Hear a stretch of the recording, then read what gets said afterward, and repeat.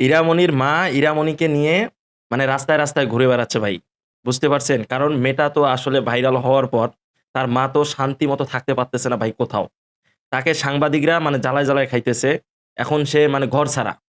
তবে আমরা ইতিমধ্যেই একটা নিউজ দেখলাম যে লায়লা, লায়লাকে তো আপনারা চেনেন। তাকে আর নতুন করে আসলে পরিচয় করিয়ে দেওয়ার মতো আসলে কিছু নাই।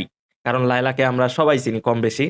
তো লায়লা একটা ভিডিওর মধ্যে তিনি একটা বার্তা দিলেন যে তার বাসায় এই ইরামনির মা খালেদা ইরামনিকে নিয়ে থাকতে পারবে এবং ইরামনির যে লেখাপড়ার যে একটা খরচ আছে সেটাও লায়লা নিতে চেয়েছে এবং ইরামনির বাসায় যেহেতু এবং লায়লার বাসায় যেহেতু কোনো ছেলেপেলে যায় না, সেইজন্য তার বাসায় থাকাটা নাকি সেফ।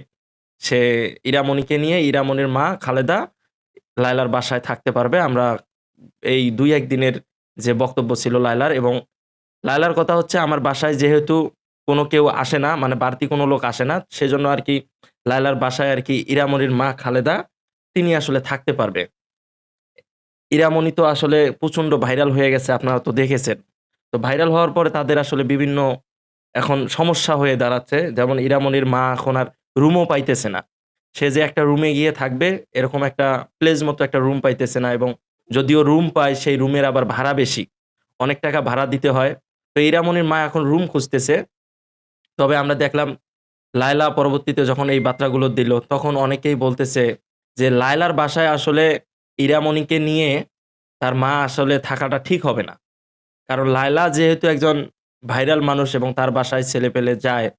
আর এখন যেহেতু লায়লা এই ছোট মাসুম বাচ্চাটার মানে একটা খরচ, তার যে দেখাশোনার যে একটা বিষয় আছে এবং সবকিছু দিক দিয়ে লায়লা আসলে এত কিছু মেইনটেইন করতে পারবে না। কারণ তার বাসায় বিভিন্ন ছেলেরা যায়। যেহেতু মামুন আগে থাকতো, প্রিন্স মামুন আগে থাকতো। এটা কিন্তু আমরা দেখেছি এবং প্রিন্স মামুনের বন্ধু-বান্ধব যাইতো। আমরা বিভিন্ন সময় দেখি যে লায়লার সাথে অনেকগুলো ছেলেপেলে ঘোরাঘুরি করে। এখন লায়লার বাসায় যে কোনো ছেলে যাবে না এবং ইরামনিকে যে লায়লার বাসায় নিয়ে যাবে, ধীরে, ধীরে কিন্তু ইরামনি বড় হয়ে যাবে। এখন ছোটবেলায় কিন্তু সে দেখতে শুনতে মাশাআল্লাহ কিন্তু অনেক সুন্দর, অনেক কিউট একটা বাচ্চা। এই বিষয়টা কিন্তু একটু আপনারা মাথায় রাখবেন দর্শক। এইজন্য অনেকেই বলতেছে যে আসলে লায়লার বাসায় থাকাটা ঠিক হবে না। ইরামনির মা আসলে হয়তোবা বাংলাদেশের এমন একটি জায়গায় গিয়ে এখন বসবাস করা দরকার, যাতে যেখানে কেউ তাদেরকে না চেনে এবং যেহেতু ইরামনির মা বারবার বলেছিল যে, "এই বাচ্চাটা আমার।"